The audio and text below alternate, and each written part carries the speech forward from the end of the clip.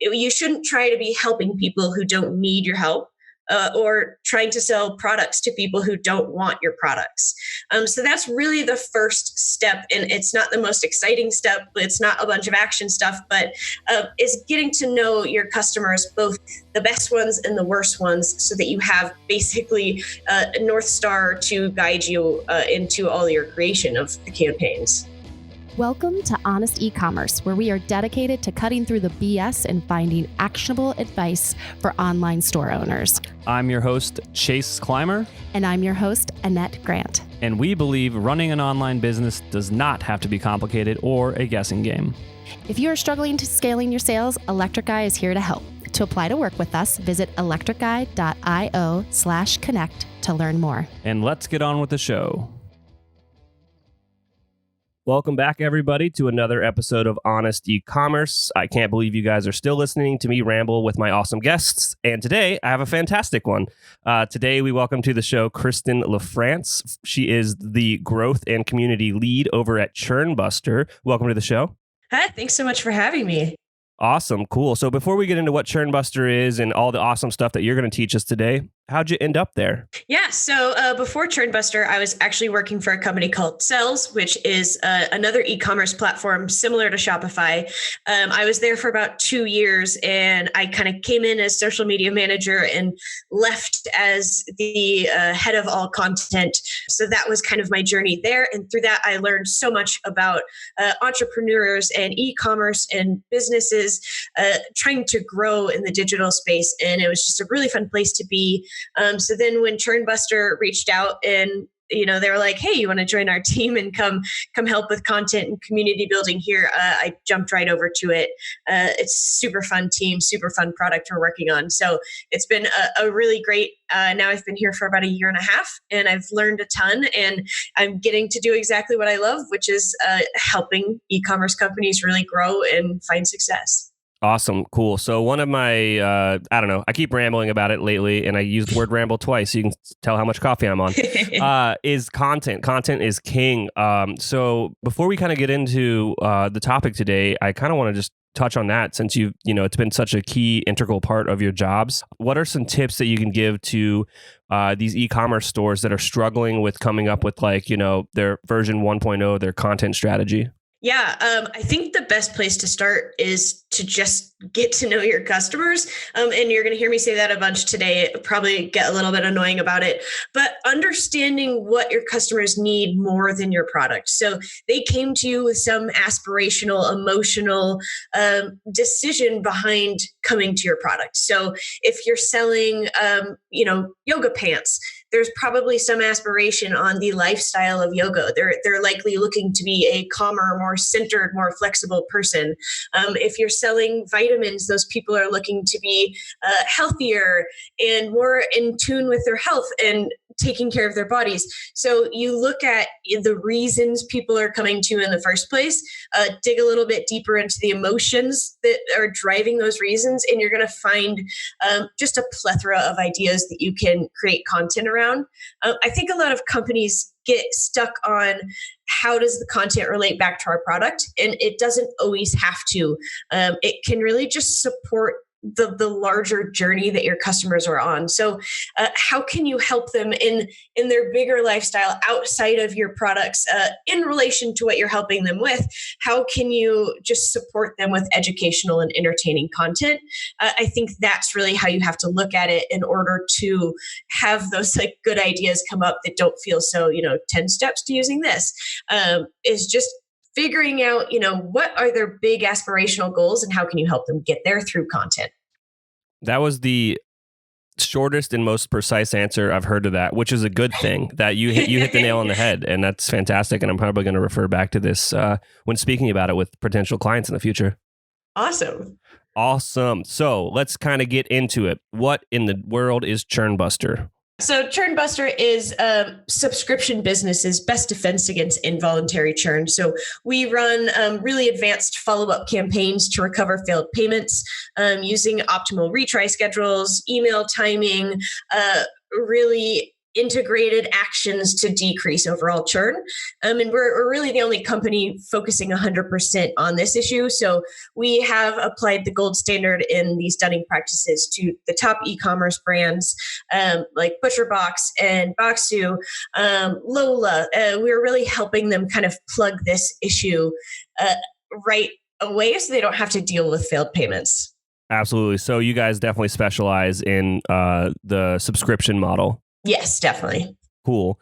So if you do have an amazing subscription program out there, it's probably worth checking them out.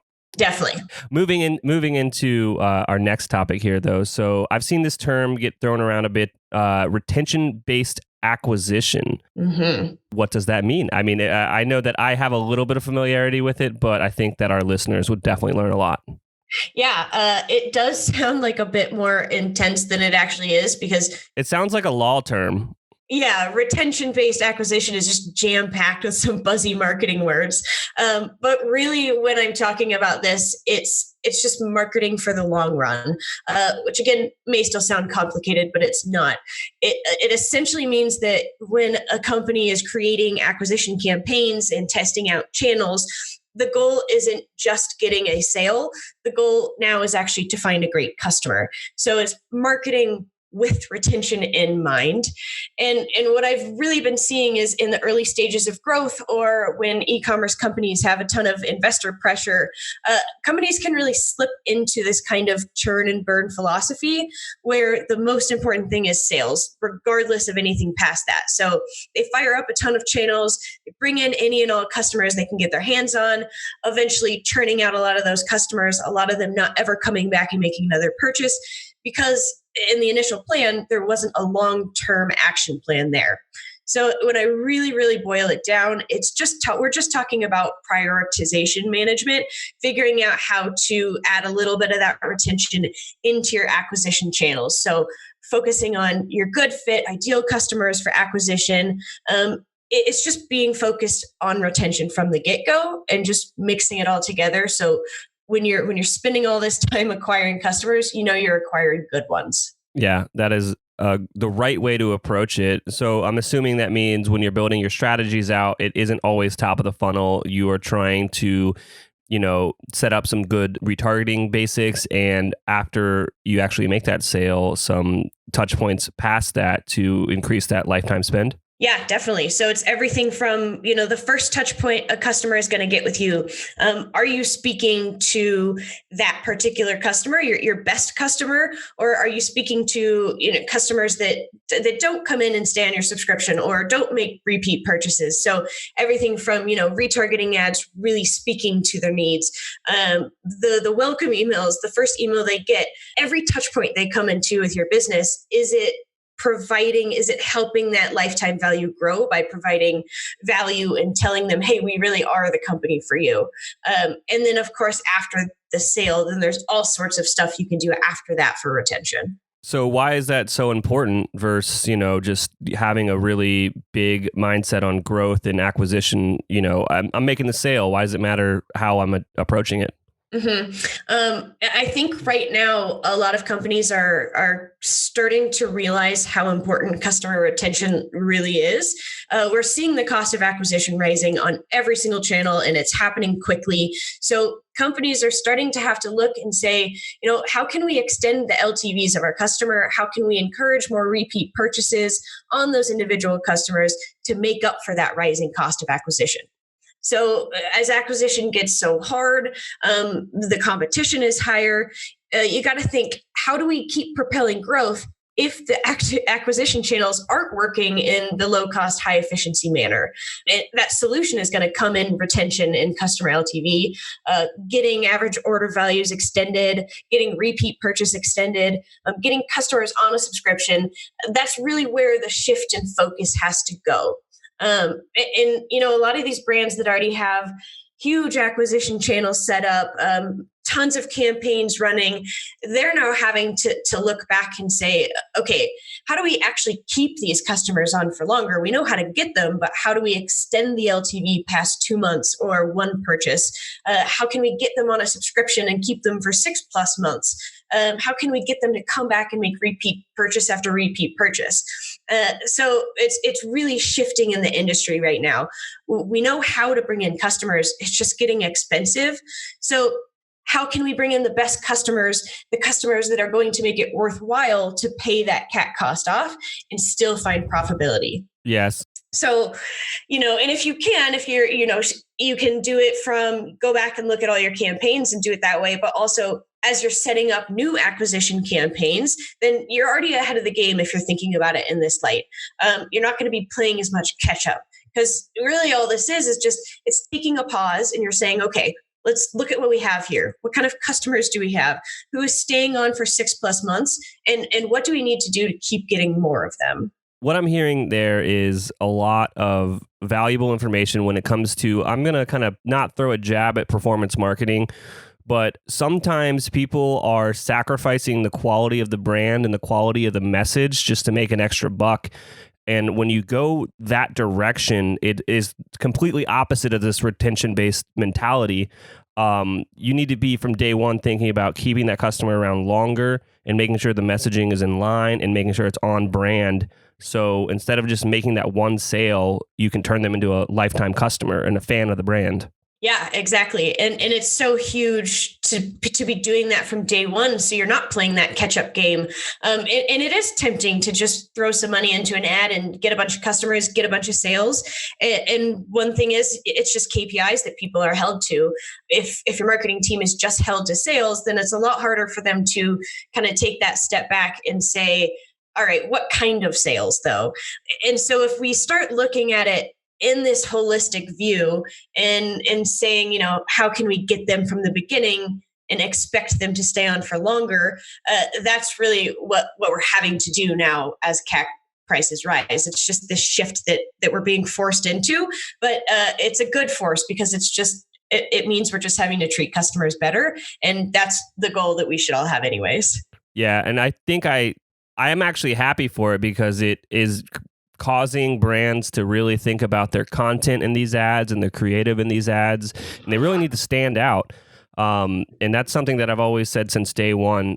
All of our customers and clients that have really put a good effort into creating amazing content are the ones that actually are succeeding now that, you can't put $1 into Facebook and make 10 anymore without trying really hard. And I remember the golden days where you could put up a terrible ad and it would convert. It's different now. Facebook isn't performing like it used to, and you really need to think about everything you're saying and making sure that your creative and your messaging is on point. Yeah, exactly. Because, consumers are getting more and more used to buying online, which is great, but it also means they're getting more and more used to being sold to online. So just a crappy ad is not going to get customers like it used to. Customers are looking for experience and they're looking to connect to the brands they buy from because there are so many brands. So you do have to stand out from the very get-go. And I agree, I love this shift. I think it's a great thing that the industry has been forced into because it means that brands have to be more creative and they have to really hold true to their values and have a mission and have care behind what they sell and who they sell it to. And I think that's what the best companies out there are already doing. So seeing smaller brands kind of be pushed into this is really exciting. Yeah. Support for our podcast comes from our friends at Simpler, a new way to staff 24/7 sales and customer service on your e-commerce store. It works with your existing email and chat platforms, so setup is quick and easy. Simpler's network of on-demand, U.S.-based Simpler specialists are standing by to answer your customers' most common questions. Set it up for free today and then turn it on or off depending on your customer volume. You only pay $2.25 for every resolution. No hidden fees, contracts, or minimums. Close more sales with Simpler by staffing your email and live chat around the clock with Simpler specialists. Start your free 7-day trial at simpler.ai/honest. That's simpler.ai/honest. And you just said there's so much competition. I want to talk about that. There is a ton of competition. Just for example, say you have a small brand that sells, I always use shoes, so I'm going to do that again.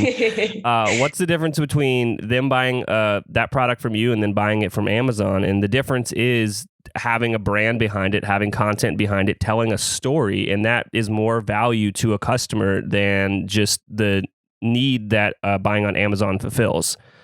So that's what you need to consider here is creating this content, telling an amazing story, be focused on winning a customer and winning a fan of your brand as opposed to just making that sale. Yes, exactly. Because Amazon, I mean, you're never going to beat Amazon on easiness of purchase and shipping and just, what you go to Amazon for. You can search it, buy it in one click, and it shows up at your door in a day or two. You're never going to match that, but what you can compete on is the personalization, the experience behind the purchase. If it's just a pair of shoes that they can go buy on Amazon, then it's just a pair of shoes. But if your shoes that you're selling have a story and a mission that the customers are connecting with and they want to engage with and they want to support, then you've got something so much bigger, and Amazon can't compete with that. That's kind of what you have to do to stand out from the behemoth that is Amazon right now. So do you have any examples of brands that you see out there that are kind of following this model? Yeah, definitely. BarkBox is one that I always reference, because if you go through any of their marketing collateral, their ads, their social feeds, their blogs, everything, they know who their customers are. They are talking to exactly the people who want their stuff, which is people exactly like me who have dogs and are obsessed with their dogs and will do anything for their dogs. If you go and look at all their stuff, they know exactly what they're doing. They're marketing for the best people, and they're not marketing to, there's probably age groups that they're not marketing to because they're not caring about getting a box of toys for their dogs every month. You can see it in all of their stuff. Another one is Casper. They do a really good job of this. I mean, some of their Twitter ads that I've seen recently are so simplistic that it's just a puppy on the mattress and it says, "Don't let us convince you to buy Casper, let this puppy do it." Something as simple as that, but it's just proof that they know their customers, because you look at the comments underneath that ad and there's like 45 retweets of an ad and all these comments with people saying like, "Oh, I love the mattress and I love you guys. This is so funny." They know their customers because their customers are responding to their ad. So they know what kind of things are going to drive people to them. I mean, I saw it and I was like, maybe I need a new mattress because that's adorable. It works. They know just small details about their customers' lives and small details about what they want and what they react to. And so they're able to put that into their marketing. Absolutely. So, I'm sold on this idea. I want to get this implemented within my business. What are the next steps I can take to make improvements to what we're doing? Yeah. So the first thing is kind of just a step back action before we get really into like creating new stuff and editing stuff for retention. You have to take a step back and get to know your customers. Like I said, I'm going to say that a lot. If you don't already know your customers, then you kind of have a lot of work to do. You'd be surprised by how many companies that I've seen who never really get to know their customers. They never really establish buyer personas before they embark on a new acquisition channel.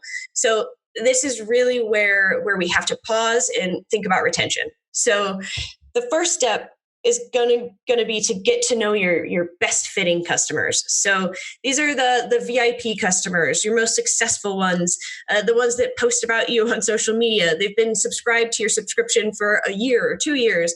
They've bought 5 items from your brand in the last year. They've talked to your support team. They've had a great experience. They love your brand, all this stuff. These are the customers that are going to help shape your retention-based acquisition channels. So we really got to get to know them. What characteristics define these type of customers? What are their goals? What are their daily lives like? What are their interests? What bigger problems are they looking to solve? How do they hear about you? What have they bought from you? How have they interacted with your brand? And really, most importantly, what in their experience made them so loyal to your brand? So to kind of find these, you can start by going through those VIP customers, send them a survey with an incentive like, hey, we'd love to just send you this survey. We'll give you a free product or a discount on any product you want. And then you can gather insights that way from them directly. You can also look at your site data to kind of understand the journey, go through social media channels and see the people who are commenting, what are they saying? And you're just qualitatively collecting, quote unquote data on these customers and their behaviors as they interact with your brand. So you want to, be able to answer all these questions and then start going through and find the commonalities between the customers, be it the experience they went through, their characteristics, a mix of all of those things. You want to figure out what these VIP customers have in common. And then from there, hone in on those characteristics to start creating your best fitting customer buyer personas. And there's probably going to be multiple of them, but you just want to create these personas of these are the people who love our brand, love our products, and they get it right away and they stay for a long time. So you want to make sure those are extremely detailed. You want to feel like, Jan from Boise, Idaho, who's been buying your coffee for 3 years. You want to feel like you know her hopes and dreams, you understand her motivations, the inspirations and the issues in her life that she's dealing with. So really making them feel real. And then now that you've kind of got all the best fitting stuff mapped out, we got to take it one more step before we get into that action. And this one's really big because I haven't seen many companies really taking the time to go to this step. And this is going to be doing the same practice we just did with best fitting customers, but doing it for your worst customers. Because, no matter how great your products are, how seamless your subscription is, how much your customers are engaged, all that, there's always going to be someone who's just not going to find value in your product, who's going to buy one and they don't love it, or they enter your subscription and they cancel on month 2. And that's just going to happen. There's always a level of churn that's uncontrollable because we're selling products to human beings. So our job is to figure out who the bad fitting customers are, who are the people who aren't finding that value in the product, who aren't connecting with you as a brand. And you're going to be able to find a lot of these customers probably in support channels, asking a lot of questions, complaining, asking for discounts, which customers bought one product and then never again engaged with your customer. That's a good place to find these bad fit customers. And then just like we did with good fitting customers, you're going to gather that data, try to figure out the common characteristics of these people to create then your bad fitting customer personas. So, what characteristics do you see in common? When did they churn out on the subscription? Did they give a cancellation reason? After a single purchase, what actions did they take or not take? What expectations did they come in with? How did they find out about you? Why did they choose you? Did they go to another company? Are they getting their vitamins elsewhere? Or did they lose interest in the product altogether and stop using vitamins? All these kind of questions that you need to figure out, what it is about them that makes it not a good fit for your product. And this is where a lot of times companies have to be able to take a step back and really separate the personal stance from the business stance. It's really easy to kind of blame the customers to say, they didn't do this. They didn't click on this link after they bought. They didn't open our email. They didn't follow us on social media. Of course, they're not going to get incorporated with the brand. But what it really is that there's more likely something in their lives and their characteristics and their actions that just doesn't match with your brand. And that's okay. You just want to be able to start figuring out what that is so you stop marketing to them. But really simply put, you shouldn't try to be helping people who don't need your help. Or trying to sell products to people who don't want your products. So that's really the first step. And it's not the most exciting step. It's not a bunch of action stuff, but is getting to know your customers, both the best ones and the worst ones, so that you have basically a North Star to guide you into all your creation of the campaigns. Absolutely. And I want to talk about creating those customer personas for your bad customers real quick. That's something that a lot of people don't do. Mm-hmm. A, because it's more work, but B, because they're like, why is that helpful? Well, right now, I'll tell you the reason. It's because you can exclude those people from seeing your Facebook ads and then drastically lower your cost of acquisition. Yep, exactly. So that's why you do it. Awesome. Well, I can't thank you enough for being on the show today. Is there anything else that you'd like to share with our audience? No, I don't think so. I think that's all. If anybody has any questions about Churn Buster or this crazy topic of retention-based acquisition, you can send me a direct email at kristen@churnbuster.io or follow me on Twitter. I tweet a bunch of stuff about this e-commerce retention, everything. That's at Kristen D. LaFrance. Awesome. Thank you so much. Yes, thank you. We can't thank our guests enough for coming on the show and sharing the truth. Links and more will be available in the show notes. If you found any actionable advice in this podcast that you'd like to apply to your business, please reach out at electriceye.io/connect. Please make sure to subscribe on Apple Podcasts, Spotify, or your podcast app of choice.